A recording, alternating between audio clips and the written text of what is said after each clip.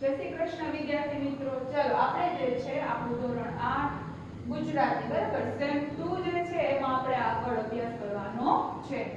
કયો પાઠ જોવાનો છે તો કે પાઠ છે 20 બહેનનો પત્ર. બરાબર તમે લોકોએ જે છે કદાચ પાઠ વાંચી લીધો હશે, થોડો ઘણો ખ્યાલ આવ્યો હશે ને થોડું ન પણ સમજાયું હોય કઈ વાંધો નહીં, પણ આપણે આ વિડિયોમાં જે છે એ પાઠ સમજવાની કોશિશ કરીએ. બરાબર છે. ચલો આપણે જોતા જઈએ કે લેખક છે મણિલાલ પટેલ, સાહિત્ય પ્રકાર છે પત્ર. અહીં જે લેખકે જે છે એ આ પત્રમાં જે શું દર્શાવ્યું છે તો કે ખાસ કરીને માતૃભાષાનું મહત્વ દર્શાવ્યું છે. સાથે સાથે પ્રકૃતિ, અલગ અલગ વૃક્ષોની માહિતી, અલગ અલગ ફૂલો અને તેમની સુગંધની માહિતી, અલગ અલગ પશુઓ એની માહિતી, બરાબર એ બધી સરસ રીતે માહિતી આપવામાં આવી છે અને પ્રાણીઓના અવાજની માહિતી પણ સરસ રીતે આપવામાં આવી છે. જોતા જઈએ પાઠ સમજશો એટલે ખ્યાલ આવશે. પણ બાળ મિત્રો આપણે જોઈએ કે માતૃભાષા એટલે તો કે આપણો જે જન્મ થયો છે, બરાબર માનો કે આપણે ગુજરાતમાં આપણો જન્મ, આપણે ગુજરાતી છીએ તો આપણી માતૃભાષા ગુજરાતી, બરાબર. તો આપણું શિક્ષણનું માધ્યમ કેવું હોવું જોઈએ, અભ્યાસ શેમાં આપણે કરવો જોઈએ તો કે આપણી માતૃભાષામાં જ આપણું શિક્ષણ જે છે હોવું જોઈએ. આપણે કોઈ પણ બીજી ભાષા જે છે, માનો કે ઇંગ્લિશ મીડિયમમાં અમુક બાળકો અભ્યાસ કરતા હોય તો આપણે ઇંગ્લિશ ભાષાનો જે છે અનાદર નથી કરતા, બરાબર. પણ જો બાળકને જે છે એ સારી રીતે માતૃભાષામાં શિક્ષણ આપવામાં આવે તો ચોક્કસ જે છે એ એમાં એના અભ્યાસમાં સારી રીતે આગળ વધી શકે છે. હવે થાય છે શું, અત્યારે આપણે પરિસ્થિતિ જોઈએ કે ઘરમાં જે છે આપણે ગમે ત્યાં જોઈને કે એટલું જ બધી બધાને ધૂન લાગી છે કે ચલો ગમે તેવો બાળક હોય કે પેરેન્ટ્સની પરિસ્થિતિ હોય કે ન હોય તો શું કરે, ઇંગ્લિશ મીડિયમમાં જે છે એવી સ્કૂલ ખોલશે, એમાં ભણવા બેસાડશે, મોંઘી મોંઘી એટલી ફી ભરશે, બરાબર. પણ થાય શું તો કે ઘરનું વાતાવરણ તો જે છે એ ઘરમાં તો પેરેન્ટ્સ એટલા ભણેલા હોતા નથી, બરાબર. ઘરમાં તો જે છે એ માતૃભાષાનો જ ઉપયોગ થાય છે. તો શું થશે, થોડાક નાના ધોરણ સુધી ચાલશે કે બાળક જે છે એમાં અભ્યાસ કરશે ઇંગ્લિશ મીડિયમમાં, પણ પછી શું થશે તો કે પછી એવું થાય છે કે બાળકને જે છે અઘરું લાગવા માંડે છે, એક આમ બર્ડન જેને કહેવાય ને એવો અભ્યાસક્રમ લાગવા માંડે છે. તો એ જે આપણે જોઈએ કે શું કામ તો કે ઘરમાં પણ એવું વાતાવરણ હોતું નથી, બધા લોકો પેરેન્ટ્સ કઈ એટલું ઇંગ્લિશ થ્રોઆઉટ ઇંગ્લિશ નથી બોલતા હોતા, હા સ્કૂલ પૂરતું હોય છે, પણ એ શું કામ તો પછી શું થશે, બાળકનો ઇંગ્લિશ મીડિયમનો અભ્યાસ એમાંથી બાળકને જે છે લઈ અને શું કરવું પડશે તો કે ગુજરાતી મીડિયમમાં પછી એના માતા પિતા બેસાડે છે, પણ એવું કરવું જોઈએ નહીં. હા ઇંગ્લિશ પણ મહત્વનું છે, બરાબર. આપણે એનો અનાદર કોઈ દિવસ નથી કરતા. તમારે સારું શિક્ષણ મેળવવું છે, તમારે ડોક્ટર એન્જિનિયર બનવું છે તો સાથે સાથે ઇંગ્લિશ પણ તમારું સારું એવું હોવું જોઈએ. તો જે છે તમે તમારા જે ક્ષેત્રમાં જવા ઈચ્છો છો તો તેમાં આગળ વધી શકો છો, બરાબર ને. તો આપણે જોઈએ કે વિચારોની આપણે આદાન પ્રદાન જે છે, બરાબર, લાગણીઓ તેના દ્વારા વ્યક્ત કરી શકીએ છીએ આપણી માતૃભાષા દ્વારા. હવે આપણે જોઈએ કે આપણે સપના આવે છે તો શેમાં આવશે, આપણી માતૃભાષા ગુજરાતી છે તો આપણે ગુજરાતીમાં જ સપના આવશે. કોઈ એમ કહે છે કે ઇંગ્લિશમાં સપનું આવ્યું નહીં કે ને, બરાબર. શું કામ તો કે આપણે આપણી માતૃભાષા આપણી ગુજરાતી ભાષા છે તો આપને જે છે ગુજરાતીમાં જ સ્વપ્ન આવે છે. કંઈક પણ એવું થશે તો તરત જ જે છે મોઢામાંથી આપણે એવા શબ્દો બોલી જઈએ છીએ, બરાબર. કંઈક માનો કે કંઈક એવું વસ્તુ, કંઈક એવું ઘટના બની તો તરત આપણે આપણા મમ્મી યાદ આવે, આપણે ઓ માં એવું તરત બોલી જઈએ, બરાબર ને. આપણે કીધું ઓ મધર એવું બોલીએ છીએ નહીં. શું કામ કારણ કે આપણે આપણી માતૃભાષા જે છે આપણને લોહીમાં મળેલી હોય છે, આપણા વારસામાં આપણે મળેલી છે, જે આપણે જાળવી રાખવાની છે. તો આ બહેનનો પત્ર જે છે તો આ જે પાઠ છે અને આ એક સાહિત્ય પ્રકાર પત્ર છે તો કે આ પત્રના માધ્યમથી માતૃભાષાનું મહત્વ આપણને ખૂબ સારી રીતે અહીંયા જે છે એ આપવામાં આવેલું છે કે માતૃભાષાનું મહત્વ કેટલું છે, એનું ગૌરવ, સાથે સાથે પ્રકૃતિનું પણ એટલું જ સરસ રીતે વર્ણન કરેલું છે, બરાબર ને.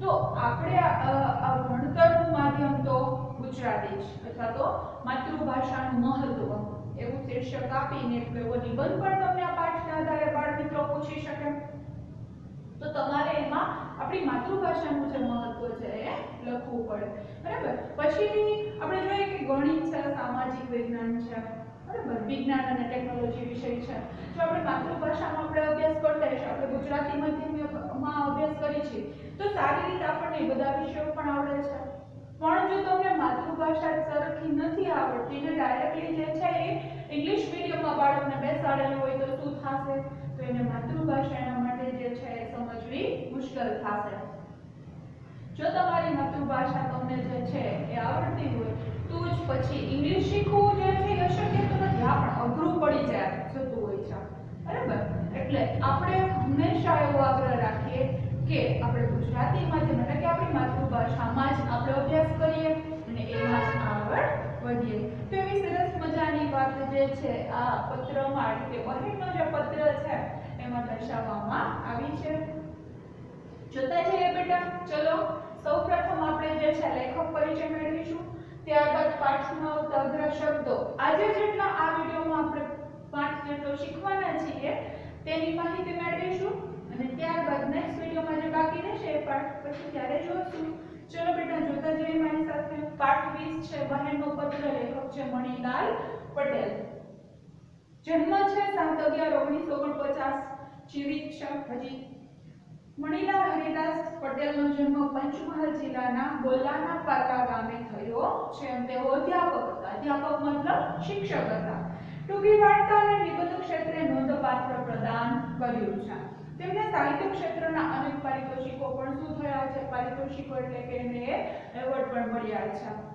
માટીવટો હુંસાતા ગ્રામચિત્રો હેલી અને અંજોડ એમના જાણીતા પુસ્તકો છે ચલો બેટા હવે જોતા જઈએ પણ જે પાઠ જોઈને પહેલા આપણે અઘરા શબ્દોની સમજૂતી તો મેળવવી જ પડશે પાલવ તો કે પહેરેલી સાડીનો લટકતો છેડો આગોતરી એટલે પહેલાની અથવા તો અગાઉની વધામણી તો અભિનંદન શુભ સમાચાર સેનારા લઈને તો કે પાણીમાં તરતા હોય કેમ ઘરવાળો એટલે ઘરની પાછળની ખુલ્લી જગ્યા જાદુ એટલે શું તો કે ચમત્કાર મરમર તો પાંદડા હલવાથી થતો અવાજ માહેબુ એટલે ખીલવું હજારીગલ એટલે એક ફૂલ બોલકા તો વાચાળ બળદુથી એટલે તરત જન્મેલા બાળકને બળદુથી એટલે તરત જન્મેલા બાળકને આપવામાં આવતું પ્રવાહી આપણે એમ કે કોઈ નવજાત શિશુ હોય સૌનાનું બાળક હોય જન્મ થયો હોય તો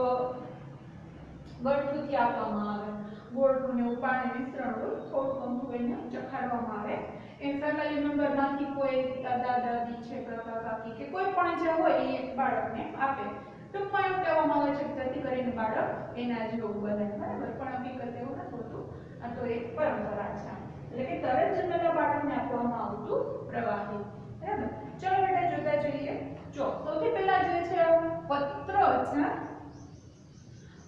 પત્ર આપેલો પત્રની રીતે જે છે આ પાઠ છે એટલે સૌથી પહેલા શું હશે જેને પત્ર લખ્યો છે એનું પોતાનું સરનામું હશે બરાબર છે અનન્યા વિસ્મયકુમાર ગામ છે ગોલાના પલ્લા હવે જો આ જમણી બાજુ છે પણ હવે નવી રીતે પત્ર લેખન જે છે ડાબી બાજુ સરનામું આવે છે લખવામાં પો એટલે પોસ્ટ તો કે મધવાસ તાલુકો લુણાવાડા અને જિલ્લો છે પંચમહાલ એટલે તારીખ આપેલી છે જે રીતે લખ્યો છે હવે કોને લખ્યો છે તો કે પ્રિયભાઈ અરવ એનો ભાઈ છે અરવ કોનો તો કે અનન્યાની બેન છે તારીબાઈ અનન્યાના પ્રણામી કે તને બરાબર પછી શું કહે છે તો કે તે મને યાદ કરીને વિગતે પત્ર લખ્યો તો મને ખૂબ જ ગમ્યું ને હું ખુશ થઈ કે હોળી ધૂળેટીના દિવસોથી શું થાય છે તો કે વાતાવરણ બદલવા માંડે છે કે હાસ્તો અને એક તરફ શું હોય છે તો કે વસંત ઋતુ આપણી જે 6 ઋતુઓ છે હેમંત શિશિર બરાબર જોતા જઈએ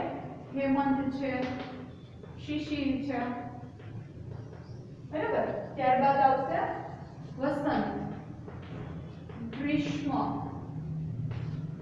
વર્ષા અને શરદ બરાબર આપણી જે છે 6 પેટા ઋતુ છે ઋતુ પ્રમાણે ભાગ પાડીએ તો હેમંત શિશિર જે છે શું હોય છે શિયાળો વસંત અને ગ્રીષ્મ ઉનાળો વર્ષાની શરત શું હોય છે તો કે ચોમાસું.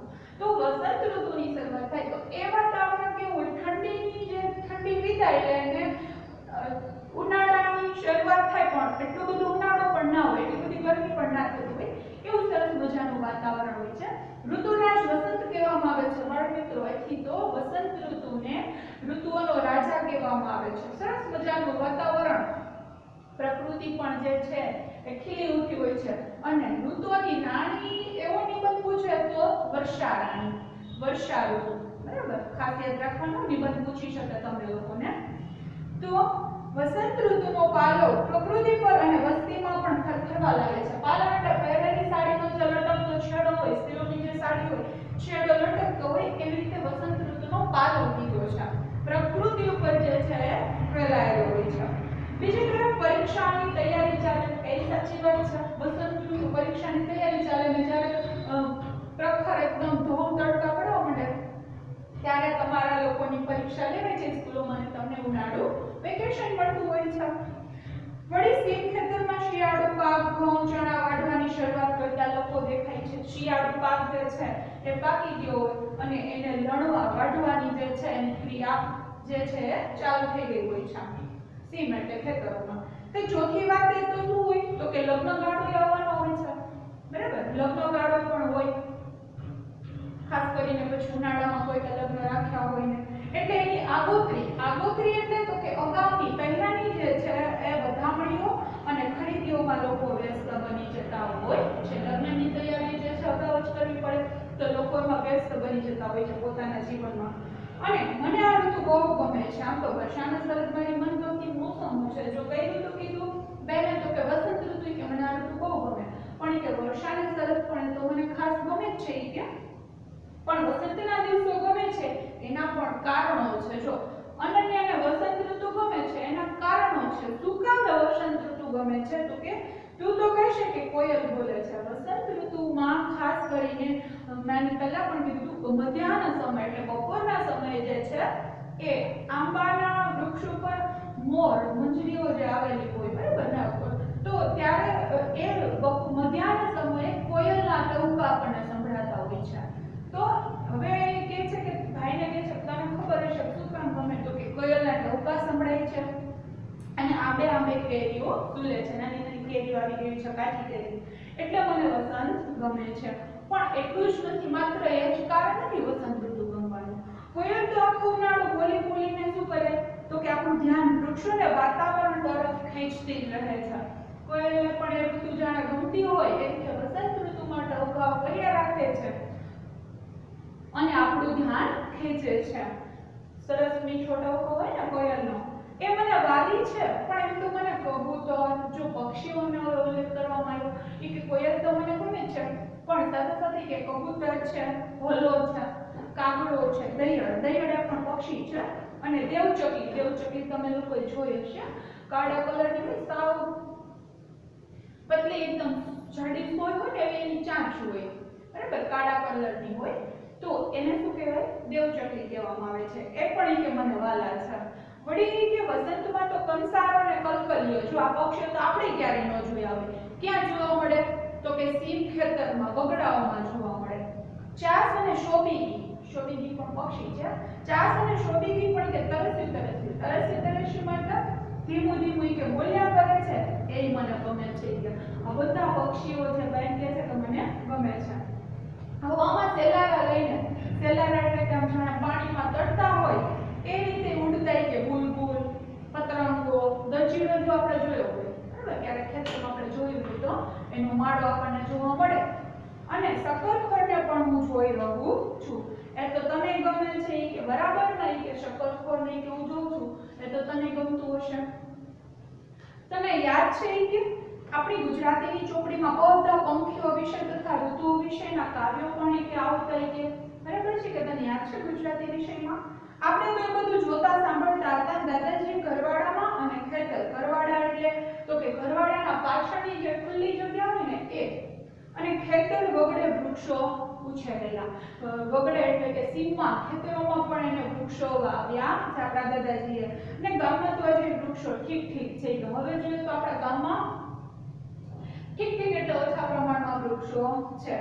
ઋતુઓ ઝાડવે ઝાડવે દેખાય ને ત્યાં જ તો પંખીઓ ગાય છે ને પીપળ, વડના ટેટા તથા સોનમોરના પાપડા અને બીજા ફળો પણ ખાય છે. પીપળ અને વડના ટેટા તમે જોયા છે, પીપળનું વૃક્ષ હોય બરાબર, અને વડલાના વૃક્ષમાં ટેટા આવે, રેડ કલરના પાકી જે રેડ કલરના હોય. પક્ષીઓ જે છે એનો મુખ્ય ખોરાક વધારે એ લોકોને ગમે ખાવા, વધારે ખાય. વૃક્ષો તો ધરતીની શોભા છે બરાબર. ધરતીની શોભા એટલે સુંદરતા ને સાચી વાત છે. જો ધરતી પર વૃક્ષો જ ના હોય તો હરિયાળી કેવી રીતે ફેલાઈ શકે બરાબર ને. એટલે વૃક્ષોના લીધે જ આ ધરતી સુંદર લાગે છે. એ છે તો રોજનું જીવન કેવું લાગે છે? ભર્યું ભર્યું. કોના દ્વારા? વૃક્ષોથી. વૃક્ષો છે તો રોજનું જીવન ભર્યું ભર્યું લાગે છે. હવે તને થશે કે અનન્યા, હવે જે અરવને જે છે બેન પત્ર લખે છે તને એમ થશે કે બેન અનન્યા જે છે આજે માતૃભાષાનો જાદુ દેખાડવા સારું આ બધું લખી રહી છે. માતૃભાષા એટલે આપણી જે ભાષા છે બરાબર, એનો જાદુ એટલે કે એનો ચમત્કાર દેખાડવા માટે આ બધું લખે છે.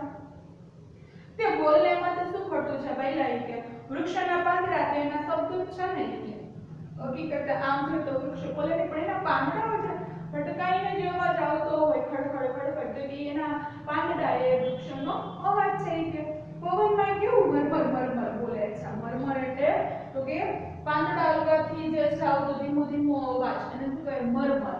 ફૂલો વૃક્ષોની કવિતા છે અને ફૂલો છે એ શું છે? વૃક્ષોની કવિતા છે. આજકાલ કેસુડાનો કેસરી રંગ હોળીના તહેવાર પહેલા પણ જે છે એ કેસુડામાં જે છે કેસરી કેસરી ફૂલો આવવા માંડે બરાબર ને.